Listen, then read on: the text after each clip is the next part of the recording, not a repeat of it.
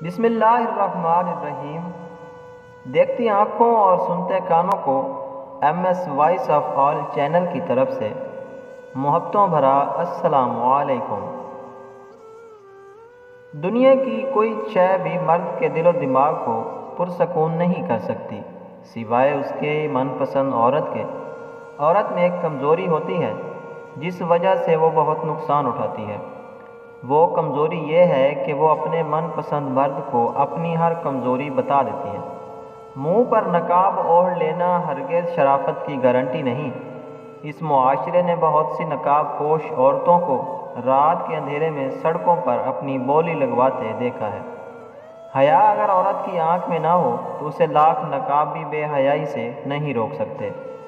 زلزلہ صرف عورت کی چست لباس پہننے سے نہیں آتا ہوگا، زلزلہ دودھ میں پانی ملانے پر بھی آتا ہوگا، زلزلہ مرچ میں اینٹ کا برادہ ملانے پر بھی آتا ہوگا، زلزلہ کمپنی سے کمیشن کے لیے غیر موزوں اور مہنگی ادویات لکھنے پر بھی آتا ہوگا، زلزلہ ممبر پر بیٹھ کر نفرت پھیلانے پر بھی آتا ہوگا۔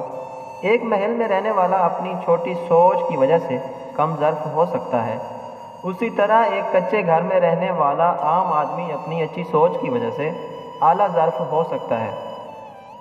اس لیے اگر کامیاب ہونا ہے تو اچھا سوچو، بڑا سوچو، اپنا ظرف بڑا رکھو۔ سارے کھیل روحوں کے ہوتے ہیں۔ مٹی کے جسم میں کشش تب ہی جاگتی ہے جب روح کا ٹکراؤ ایک دل کو لگ جانے والی روح سے ہو جاتا ہے، ورنہ یہاں تو حسین و جمیل لوگ بھی دل کو نہیں باتے، اور کبھی سادہ سا انسان بھی جان سے پیارا ہو جاتا ہے۔ مت بھاگو دوسرے کے پیچھے، جو ساتھ ہیں ان کے ساتھ خوش رہو اور ان کی قدر کرو۔ مرد اس سے شادی کبھی نہیں کرتا جس سے اس نے ملاقاتیں کی ہوں، مگر اس سے کر لیتا ہے جس سے کسی اور نے ملاقاتیں ہوں۔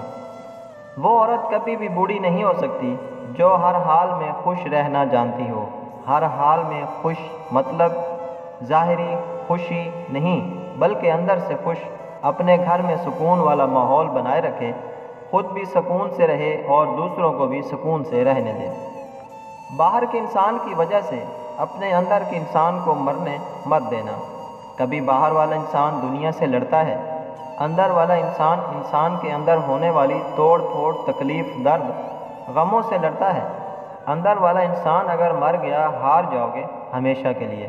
عورت پر سے دائمی مصیبت کی لعنت ہٹا دی گئی اور اس پر سے ذلت کا داغ دور کر دیا گیا کہ عورت اور مرد دونوں کو شیطان نے وسوسہ ڈالا تھا، جس کے نتیجے میں وہ جنت سے اخراج کے مستحق ہوئے۔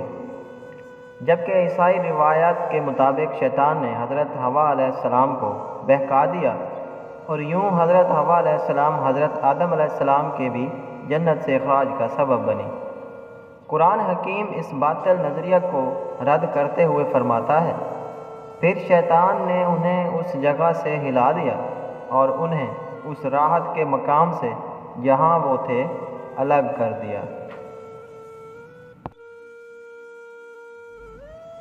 اگر ہماری ویڈیو اچھی لگی ہو تو پلیز ہمارے چینل کو سبسکرائب کریں اور ساتھ دیے گئے گھنٹی کے نشان کو دبانا نہ بھولیں تاکہ ہماری ہر آنے والی ویڈیو سب سے پہلے آپ تک پہنچ سکے۔ شکریہ، اللہ حافظ۔